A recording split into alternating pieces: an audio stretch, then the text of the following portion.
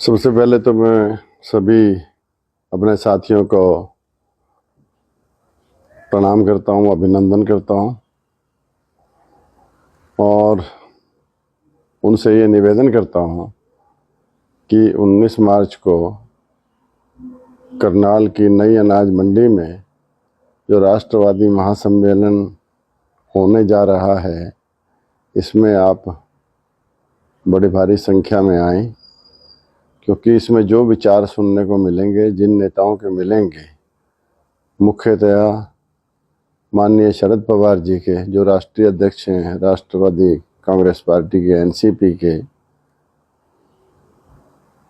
जो एक जमीनी स्तर से उठ के पहले एक विधायक, फिर वह मंत्री और फिर महाराष्ट्र में मुख्यमंत्री और फिर केंद्र में एक बार रक्षा मंत्री और 2 बार कृषि मंत्री रहे, और जिनके नाम पर लगभग सारा विपक्ष आज इस बात पे सहमति प्रकट कर रहा है कि 2024 के चुनावों की रहनुमाई वह करें और देश का अगला प्रधानमंत्री उन्हीं के रूप में सभी देशवासियों को मिले।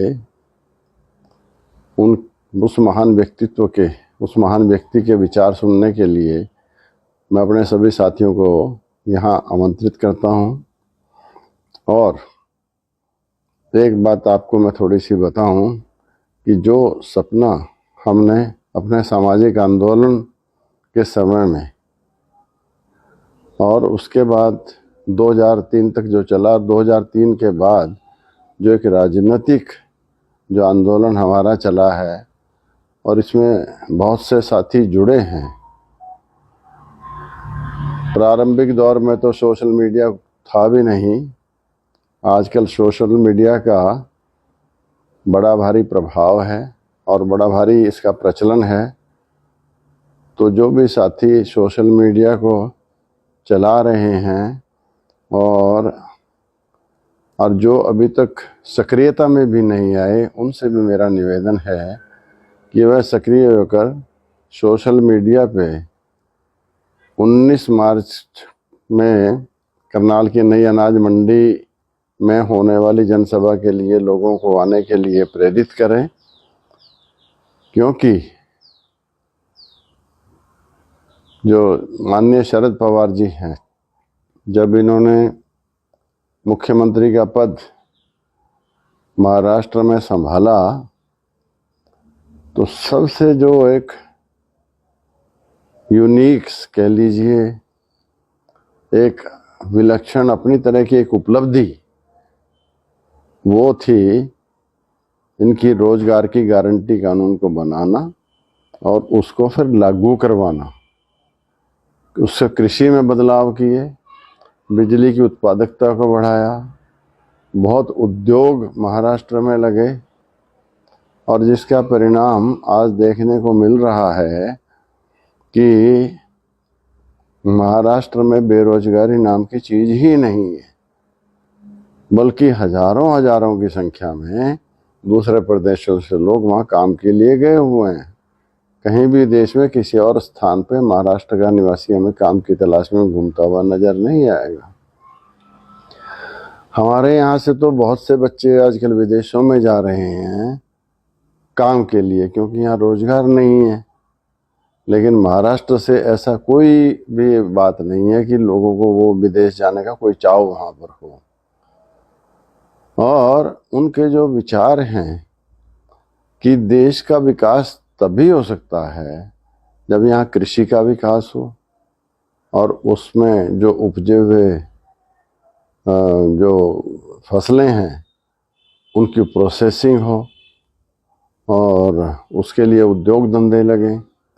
और उनसे जो बने हुए प्रोडक्ट हैं उनका विदेशों में निर्यात हो। इसी से भारत विश्व में एक बहुत बड़ी ताकत बन सकता है। और एक उनका एक स्पष्ट विचार ये भी है कि देश तभी उन्नति कर सकता है जब इसके नागरिक स्वस्थ और शिक्षित हों। इसलिए स्वास्थ्य संबंधी सेवाएं और शिक्षा संबंधी जितनी भी तरह की सेवाएं और कार्यक्रम हैं, उन सब को चलाना और उपलब्ध करवाना और निःशुल्क करवाना, ये एक सरकार की सबसे बड़ी जिम्मेदारी है। हम जबकि पिछले वर्षों से देखते आ रहे हैं, इन जिम्मेवारियों से सरकार थोड़ा सा दूर होती जा रही है और माननीय शरद पवार जी इस बारे में चिंतित भी हैं और एक उत्सुकता उनमें है कि यदि मौका मिले तो स्वास्थ्य संबंधी सेवाएं, शिक्षा संबंधी कार्यक्रम और कृषि से संबंधित जितने भी विकास है वह तेजी से करवाया जाए, ताकि दिनों दिनों में ये देश विश्व का एक शिखरतम देश बने, एक आर्थिक ताकत बने और दूसरे क्षेत्रों में भी उन्नति हो। जब जहाँ भी इनको काम करने का मौका मिला, इन्होंने उसको करके दिखाया है। रोजगार की गारंटी का कानून जैसे महाराष्ट्र में बनवाया और उसको लागू किया, ये एक प्रमाण है इस बात का कि ये व्यक्ति जो सोचता है वह करता है और दुनिया देखती है। और इसलिए जिन्होंने इनका काम देखा है, विशेष तौर पे आज महाराष्ट्र में तो इनका प्रभाव ऐसा है कि लोग इनमें भगवान का रूप देखते हैं और इतना सम्मान महाराष्ट्र में किसी और व्यक्ति को नहीं है जितना सम्मान माननीय शरद पवार जी को है। अगर हरियाणा में महाराष्ट्र की तर्ज पे कृषि को या और अन्य क्षेत्र उद्योगों वगैरह का विकास कर दिया जाए तो हरियाणा भी बहुत जल्दी महाराष्ट्र की श्रेणी में नहीं, महाराष्ट्र से भी आगे निकल सकता है, ऐसी मुझे आशा है। इसलिए सोशल मीडिया चलाने वाले सभी मेरे साथियों से ये निवेदन है कि आप उनकी इन नीतियों को, उनके बारे में उनके जो विचार हैं और जो नीतियां बना के उन्होंने महाराष्ट्र में लागू की हैं, जिनका संकेत थोड़ा सा मैंने अभी शब्दों में कुछ आपको दिया है, इसको ज़्यादा से ज़्यादा संख्या में अन्य साथियों तक पहुंचाएं और ताकि ज़्यादा से ज़्यादा लोग 19 मार्च को करनाल की नई अनाज मंडी में सुबह 11 बजे होने वाले राष्ट्रवादी महासम्मेलन में आ सकें। धन्यवाद।